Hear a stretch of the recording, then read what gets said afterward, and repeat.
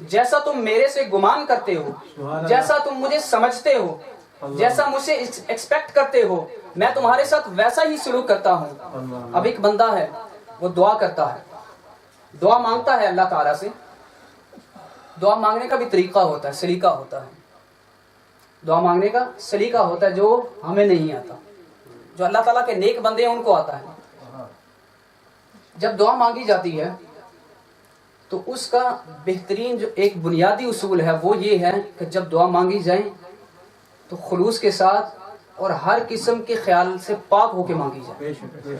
اب ایک بندہ جو دعا مانگے اور دعا مانگنے کے ساتھ ساتھ میں خارج بھی کر رہا ہے، ساتھ میں تھوڑی دیر بعد وہ چیک کر رہا ہے کہ میسیج بھی پتہ نہیں آیا کہ نہیں آیا، اور ساتھ ساتھ میں اگر ادھر ادھر بھی نظر ہے کوئی بچہ دو تنگ کر رہا ہے، اس کو ذرا سائڈ پہ کرو، تو یہ کیسی دعا؟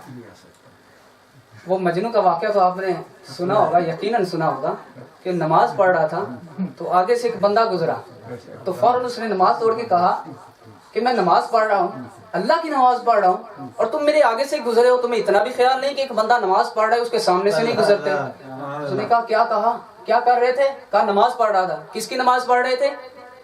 کس کی نماز پڑھ رہے تھے؟ اللہ کی نماز پڑھ رہے تھے۔ تو مجنون نے کہا ارے تم اللہ کی نماز پڑھ رہے تھے اور تمہیں یہ خیال کہ آگے سے کون گزرا؟ میں تو لیلا کے خیال میں گم تھا، اس کے خیال میں گم ہو کر مجھے یہ پتہ ہی نہیں چلا تھا کہ تم نماز پڑھ رہے تھے۔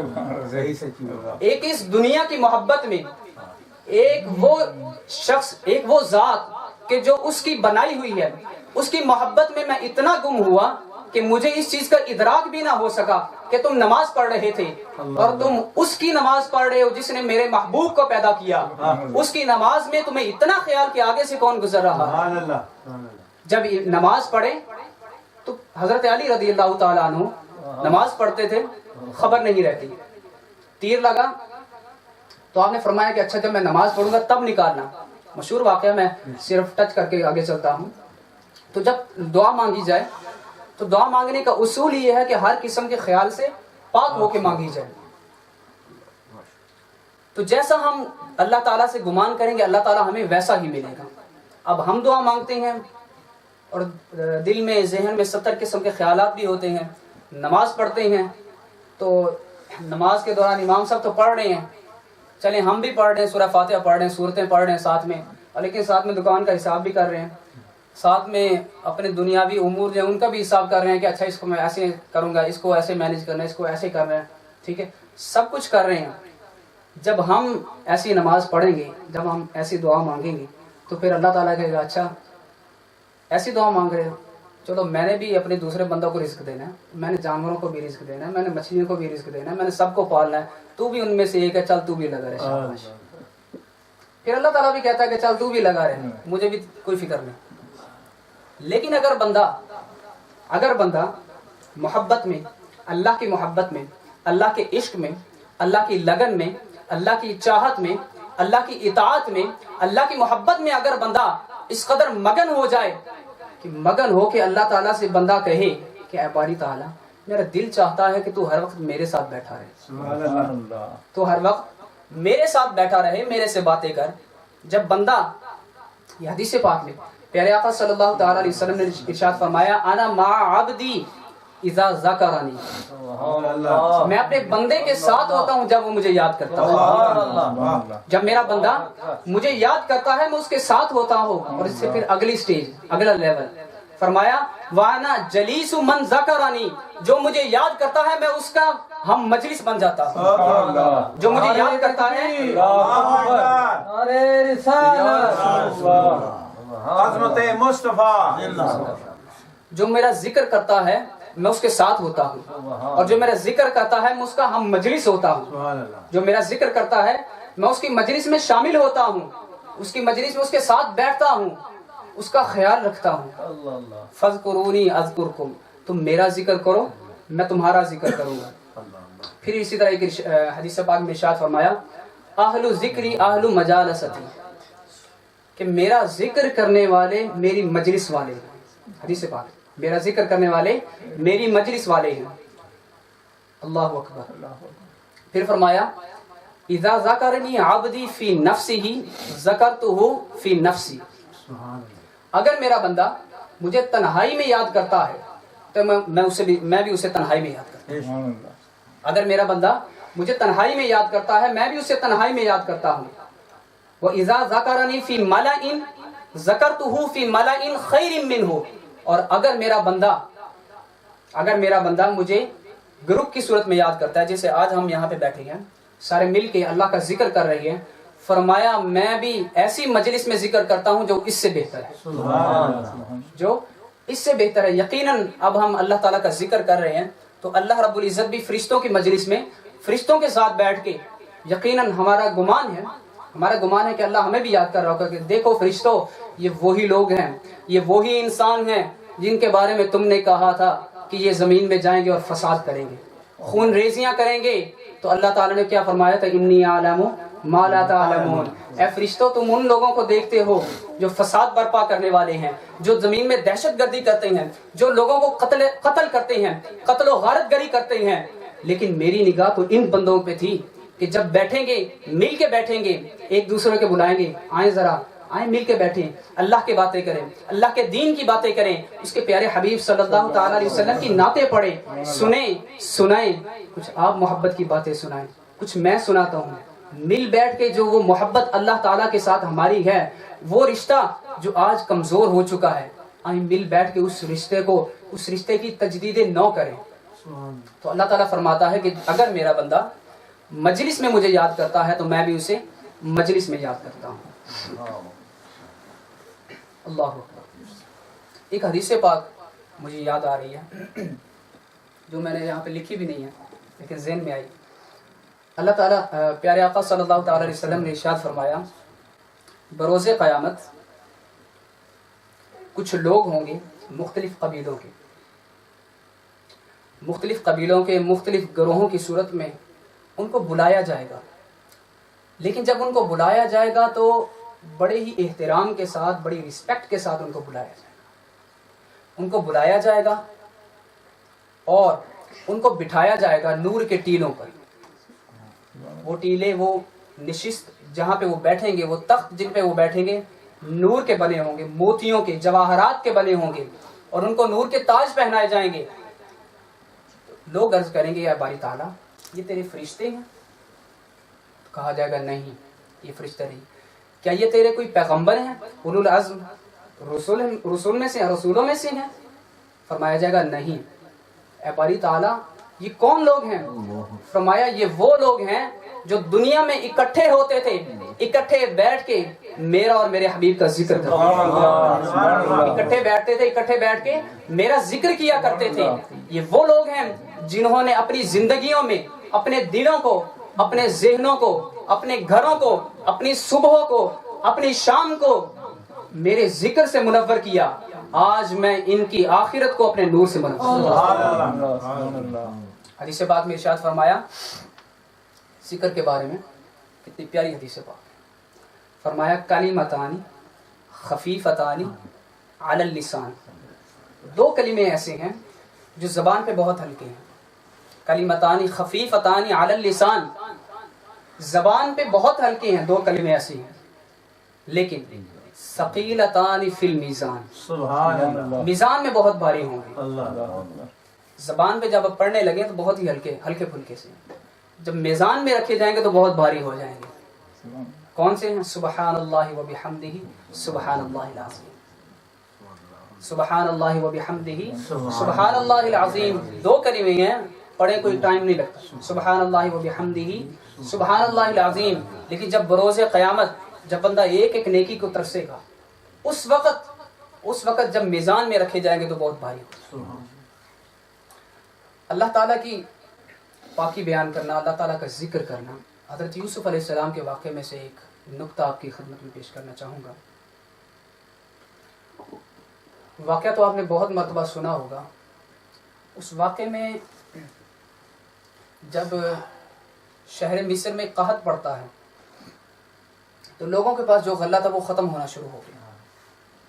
جس کے پاس جو تھا اس نے استعمال کرتے کرتے آہستہ آہستہ ختم ہونا شروع ہوا. اور ایک وقت آیا حضرت یوسف علیہ السلام نے اللہ تعالیٰ کے حکم سے، چونکہ وہ 7 سال کے لیے وہ اکٹھا کیا ہوا تھا، ذخیرہ کیا ہوا تھا، جب لوگوں کے پاس ختم ہو گیا ان کے گھروں میں تو حکم دیا ان کو کہ تمہارے پاس جو مال و زر ہے، جو سونا چاندی حتیٰ کہ مویشی بھی ہیں، وہ لے آؤ، اور جو میرے پاس ذخیرہ ہے وہ میں تمہیں دیتا جاتا ہوں آہستہ آہستہ۔ ایسے کیا لوگوں نے اپنے مال دینے شروع کیے، جس کو جتنا مال دیتا اس کو اتنا غلہ مل جاتا، حتیٰ کہ دیتے دیتے لوگوں کے پاس اپنے اموال بھی ختم ہو گئے، مویشی ختم ہو گئے۔ نوبت یہاں تک آ پہنچی کہ لوگوں نے اپنے آپ کو بیچنا شروع کر دیا کہ ہمیں اپنا غلام بنا لیجئے، محل میں رکھ لیجئے، کام کروائیے، بس 2 وقت کھانے کو دے دیجئے، 2 وقت کی روٹی دے دیجئے، باقی ہم آپ کے غلام ہیں۔ یہاں تک نوبت پہنچی۔ اسی دوران ایک نوجوان آیا، بڑا خوبصورت نوجوان، اور آیا اور کہنے لگا، جو مالیات کے جو خدام تھے ان کو کہنے لگا کہ مجھے بھی کچھ دو۔ انہوں نے جتنا بنتا تھا اس کا دیا۔ اس نے کہا نہیں، مجھے اور دو، مجھے اور چاہیے۔ کہا اللہ کے بندے، جتنا باقیوں کو دیا تمہیں بھی اتنا ہی دیں گے نا، تمہیں اس سے زیادہ تو نہیں دے سکتے۔ تو اس نے کہا نہیں، مجھے اور چاہیے۔ خیر بات پہنچی بادشاہ مصر تک، حضرت سیدنا یوسف علیہ السلام۔ ان کے سامنے اس کو پیش کیا گیا تو آپ نے بھی یہی فرمایا کہ میں اللہ کا نبی ہوں، یہ کیسے ہو سکتا ہے میں ناانصافی کروں؟ عدل و انصاف کے تقاضے پورے کرنا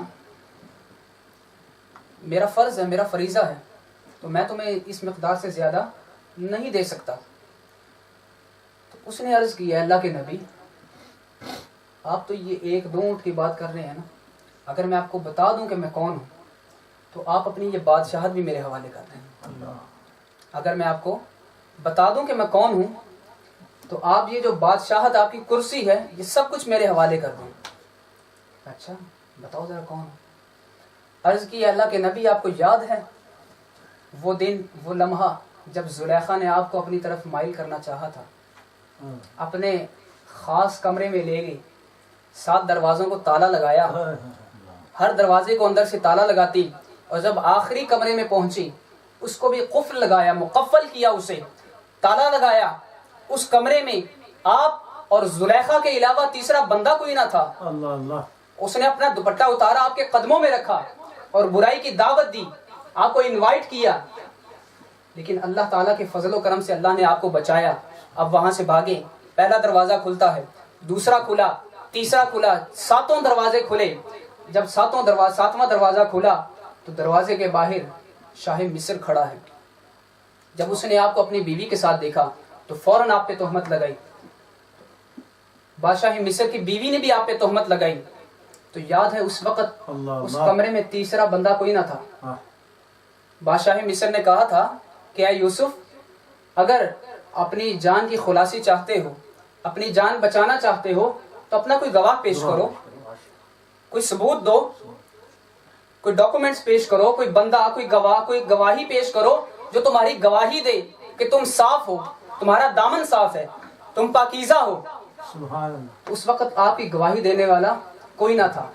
تو آپ کو یاد ہے ایک بچہ جو دودھ پیتا تھا، پنگھوڑے میں موجود تھا، اس نے آ کے کہا تھا ان کان قمیصہ قد من قبل فکذبت وهو من الصادقین وان کان قمیصہ قد من دبر فصدقت وهو من الصادقین، کہ دیکھا جائے اگر قمیص آگے سے پھٹی ہے تو زلیخا سچی ہے، یوسف علیہ السلام جھوٹے ہیں معاذ اللہ، اور اگر قمیص پیچھے سے پھٹی ہے تو یوسف علیہ السلام سچ بول رہی ہیں، زلیخا جھوٹی ہے۔ خدا کی عزت کی قسم، وہ بچہ میں ہوں، وہ بچہ میں ہوں کہ جب آپ کی پاکی بیان کرنے والا کوئی نہیں تھا، آپ پہ اعتبار کرنے والا کوئی نہ تھا، آپ کی صفائی کی گواہی دینے والا کوئی نہ تھا، آپ پہ تہمت لگی، آپ کو بری کروانے والا کوئی نہ تھا، کوئی تیار نہ تھا جو آپ کی صفائی کی گواہی دے، جو آپ کی پاکیزگی بیان کرے۔ تو اس وقت جب کوئی آپ کی مدد کرنے والا نہ تھا، اس وقت میں نے گواہی دی تھی۔ تو یوسف علیہ السلام نے حکم دیا، اچھا یہ شخص، یہ نوجوان جو مانگتا ہے اسے عطا کیا جائے، جو مانگتا ہے اسے عطا کیا جائے، اس کے دامن کو اس کی مرادوں سے بھرا جائے، جتنا چاہتا ہے اس کو دیا جائے، اس کے لیے کسی قسم کی قید نہیں ہے۔ رحمت باری تعالیٰ دیکھ رہی تھی، اصل جو بات آگے، رحمت باری تعالیٰ دیکھ رہی تھی۔ اللہ رب العزت نے وحی نازل فرمائی ہے یوسف، اے میرے پیغمبر کسی کو 1 کسی کو 2 کسی کو 3 اونٹ کسی کو 4 اونٹ کسی کو کم کسی کو تھوڑا کسی کو زیادہ اور اس بندے کو اتنا کہ جس کا حساب ہی نہیں. فرمایا باری تعالیٰ یہ بندہ جس وقت میرے پہ تہمت لگی اس نے میری پاکیزگی بیان کی, اس وقت میری صفائی دینے والا کوئی نہ تھا, اس نے میری پاکی بیان کی, میری صفائی کی گواہی دی, تو میں نے جتنا مجھ سے ہو سکا میں نے اس کو نوازا. تو اللہ رب العزت نے ارشاد فرمایا اے یوسف تو میرا بندہ ہے, میرا نبی ہے, ایک خطے کی میں نے تجھے بادشاہت عطا کی ہے, ایک خطے کا مالک بنایا ہے, ایک خطہ ارضی کی حکومت تجھے دی ہے, چند انسانوں پہ تیری حکومت قائم کی ہے, تھوڑے سے مال و دولت کا تجھے مالک بنایا ہے, اور جس شخص نے تیری پاکی بیان کی تو اسے اپنی استطاعت کے مطابق اپنی طاقت کے مطابق اس کو نوازتا ہے. ذرا غور تو کر, میں کائنات کا مالک ہوں, میں کائنات کا مالک ہوں, پوری انسانیت کو کھلانے والا ہوں, پوری انسانیت کو پیدا کرنے والا ہوں, جانوروں کو کھلاتا ہوں, مچھلیوں کو کھلاتا ہوں, پہاڑوں کو میں نے پیدا کیا, درختوں کو میں نے پیدا کیا, ساری مخلوق کا پیدا کرنے والا میں, ساری مخلوق کو سنبھالنے والا میں, ساری مخلوق کو پالنے والا میں. تو ذرا غور کر, توجہ کر کہ جو میری پاکی بیان کرے گا اس کو میں کتنا تیری پاکی بیان کی, تیری صفائی بیان کی, تو نے اپنی طاقت کے مطابق اپنی بساط کے مطابق اسے نوازا. تو جو میری پاکی بیان کرے گا, جو میری صفائی بیان کرے گا, میری تعریف کرے گا, جو میرا ذکر کرے گا, تو اندازہ کر میں اپنی طاقت کے مطابق اس کو کتنا نوازا. یہ وہ ذکر ہے فَاذْكُرُونِي أَذْكُرْكُمْ کہ تم میرا ذکر کرو میں تمہارا ذکر کروں گا. آخر میں اللہ تعالیٰ نے ارشاد فرمایا لا يذكرون اللہ الا قلیلا. منافقین کی علامت کو جب بیان فرمایا کہ فرمایا منافقوں کی علامت ہے کہ وہ اللہ تعالیٰ کو تھوڑا یاد کرتے ہیں. لا يذكرون اللہ الا قلیلا, صرف تھوڑا یاد کرتے ہیں, اور جو کفار ہیں وہ بالکل نہیں یاد کرتے. اور مومنین کی علامت کیا ہے؟